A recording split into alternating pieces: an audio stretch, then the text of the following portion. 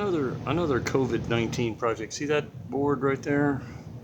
Well, that was a shelf just a few minutes ago. It was a shelf over the washer dryer. Notice it's not very wide. And I looked at it and I said, well, we need a wider shelf there. So, turning so nobody's head spins. Turn. And voila. This 12-inch wide board was acquired from Lowe's for about 17 bucks. Notice I had to cut out a notch here for the dryer vent hose, which I did, and then I went over there to put it up, and I could put it up all right, but she couldn't get her laundry detergent on the shelf. It would bump into the top of the other shelf, so it was not, there was not enough gap. And the other shelf is on a different bracketing system, so I didn't want to take it down to move it. So the easiest way to move this is, or adjust the height. This one is on a rail, and you just move the brackets around various places on the rail to get the height you want. Well, when I did that, guess what? There was a water line in the way, so I couldn't, I had to cut out another notch, which I'm getting ready to do. You can see said notch right there. I can get this thing to focus. There it is. Now let me go over there and show you what I'm working on, the location. There are the brackets in question. That's where the other old shelf was. And it hung about right here, I guess. And it didn't have enough room to clear, so those laundry detergent bottles would be able to fit. And she needs access to those because she's not as tall as me, and they're like way over here, so blah blah blah. So I moved them down, and there's the bracket in question. There's the other one. There's the dryer vent hose, and there's the little complex where the water line was put in. I don't know who put it in, but I'm not gonna complain. It works. They did a good enough job. No complaints from me. But I thought about, well, how do you do this? I mean, you're gonna cut this little, zigzag pattern for the pipe and all that. And I said, nope. What you're gonna do is you're just gonna cut a rectangle and slide it in there, and that's good enough because this is for a laundry room. You don't need to make it all fancy. So let me go back and I'll cut the board and I'll show you how it fits up. First, here are the tools I'm using to cut the board. Circular saw and a oscillating tool right here. And I'm just going to cut that, and then I'm going to use the oscillating tool to cut this. Just 1 second. Here's somebody in the room over there. Alright, I cut out my little rectangle. I use the circular saw to cut these two. The oscillating saw to cut this line right here. Tell you what, the oscillating saw is a real useful tool to have. I found more uses for it than I would have thought I did. Previously, if you were going to cut something like that, I guess you'd have to use a jigsaw, or I don't know how you do it. I mean, jigsaw is both. And that'll work, of course, but this saw works fine. And you can use it for other cutting things, like door jambs.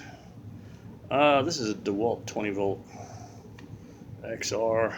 I use it on speed 2 mostly. It's got 3 speeds. 1 is low, 2 is medium, 3 is high. I don't know what you'd use 3 on, because boy, it's really aggressive when it's on 3. But anyway, there it is. Now there's all my sawdust. So I'm going to be picking that up later with my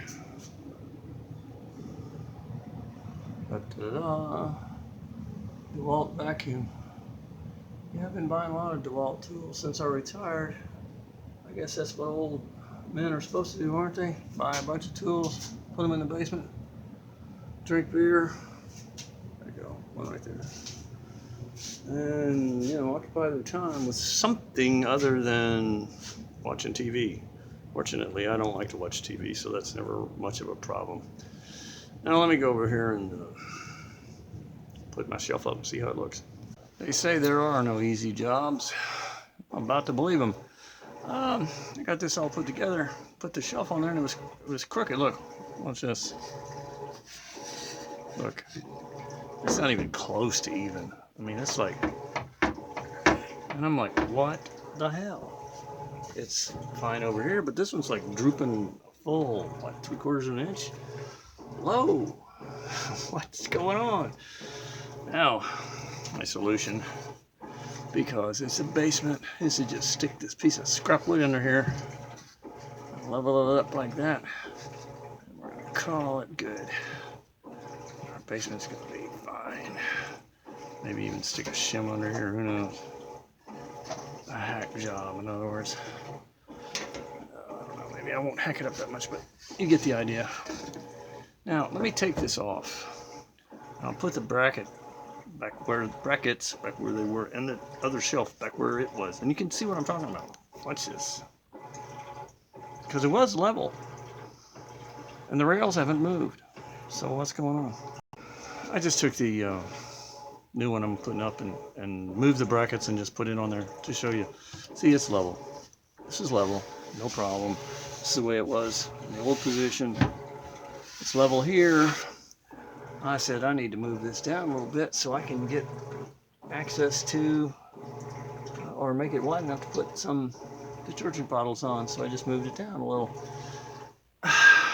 Except it's not level there. It's not level there, but it's level here. And the bracket didn't move. And the brackets are like made of metal. They don't have any flexibility to them. So what the hell happened? You know, that's why you have to be respectful of people who come into somebody's house to do these little weird jobs, handyman services, because they run into this like every single day. Every single job has something just like this, I'm sure. So, all right, let's see how I'm going to resolve this. I'll be back. I think. No. What? Gosh darn it. Success, sort of. As you can see, it's sitting there, and it's stable, and it's level enough. I haven't put a level on it, but it looks level to me. It's at least as level as I expected it to be. Now, how did I get it that way? Well, I put a shim in there, but I didn't put it, you know, underneath this point. I put it underneath the pivot point right there. See that Lowe's paint stirrer stick? That's just wide enough to make up that difference. I'll just leave it there. Why not? It's just a shelf in the basement. But it's very strange how these things happen when you're just like trying to do a simple little task down in the basement. But why not? I'm retired. I get to do fun stuff like this all the time. Now I'm going to go have some beer. Hope you found this helpful or funny or something. Bonus footage. This is the edge that I cut with the oscillating saw. Noticed how the saw cut it very smoothly, but it got hot. You can see the scorch marks. These little blades will get the wood hot. I'll tell you what, they will. So be aware of that if you're around something that's flammable. This is not particularly a problem. I mean, it scorched it, but it didn't start smoking or anything. But if you're going to use one of these tools, be aware that the little oscillating blade will make something hot real fast. See you later. Hope everybody liked this.